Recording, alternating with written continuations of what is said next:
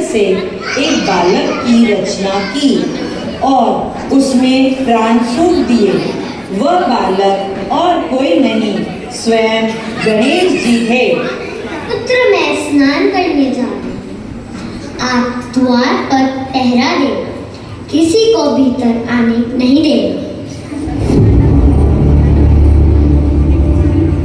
जी माता, निश्चित रहिए, मैं किसी को भीतर आने नहीं दूंगा।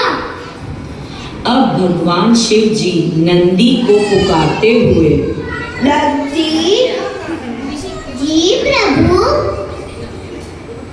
जाओ देखकर आओ पार्वती भीतर है या नहीं।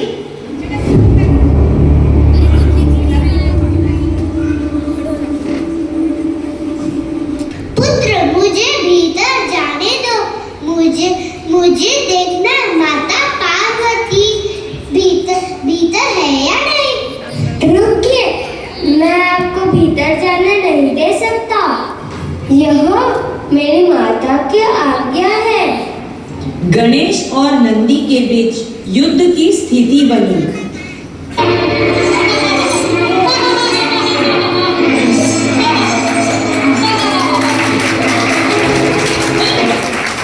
बचाओ बचाओ, दर्द से कहराते हुए नंदी, भागते हुए नंदी इंद्रदेव के पास गए, सारी घटना बताई।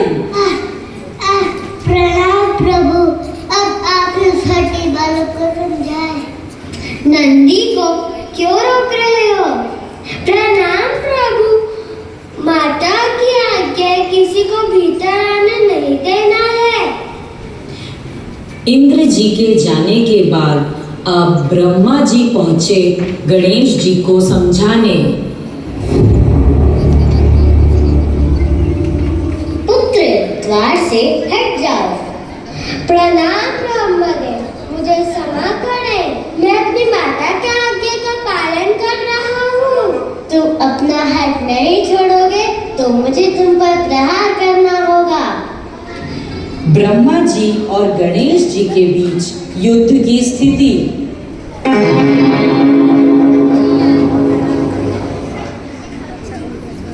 दृश्य 2। सभी देवतागण भगवान शिव के पास पहुंचे।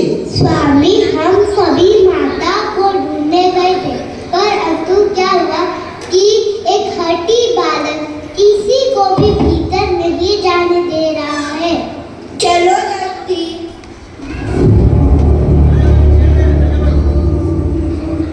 शिव जी आते हैं और गणेश जी को हटाते हुए, रुकिए, माता की आज्ञा किसी को भीतर आने ना दूं मैं। पुत्र, मुझे क्यों रोकोगे? मैं पार्वती का पति शिव हूँ। मुझे आपके विषय में नहीं पता। माता की आज्ञा का उल्लंघन नहीं कर सकता मैं। गणेश जी और शिव जी के बीच बहस बढ़ी और अंत में युद्ध की स्थिति बन गई।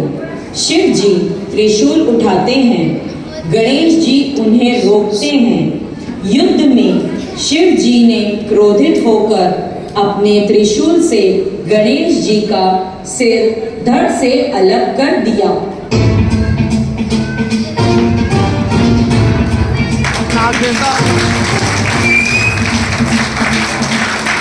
दृश्य 3। पार्वती जी का क्रोध। पार्वती जी प्रवेश करती हैं। गणेश जी का शरीर देखकर दुखी और क्रोधित होती हैं।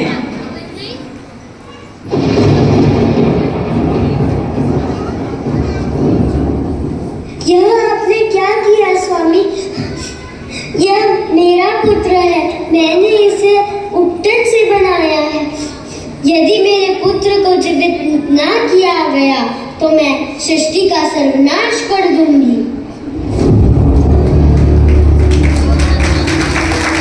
माता पार्वती जी का रो रो कर बुरा हाल हो गया और उन्हें अब क्रोध भी आ रहा है।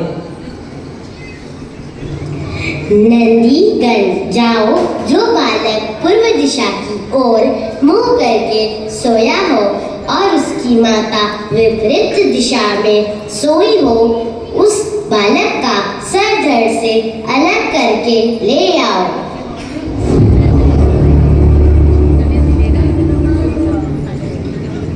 गणों को एक हाथी मिला। वे पूर्व दिशा की ओर सर रख के सोया था और उसकी माता विपरीत दिशा में सर रखकर सोई थी। वे उस बालक का सिर धड़ से अलग करके ले आए। शिव जी गणेश जी के शरीर पर हाथी का मुख लगाते हैं और मंत्र जाप से गणेश जी को जीवित कर देते हैं।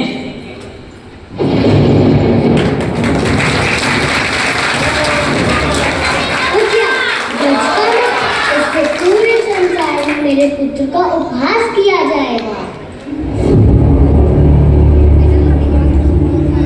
इससे यह हमारा पुत्र होगा और प्रथम पुत्र कहलाएगा। शुभ कार्य में सबसे पहले इनका नाम लिया जाएगा।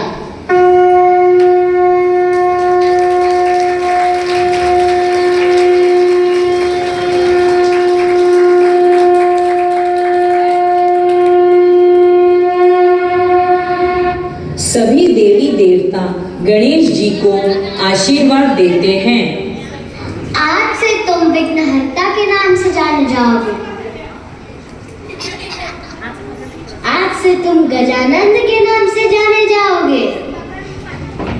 आज से तुम लंबोदर नाम से जाने जाओगे। गणेश जी अपने माता पिता का आशीर्वाद लेते हैं और कहते हैं, आपका आशीर्वाद सदा मेरे साथ रहे।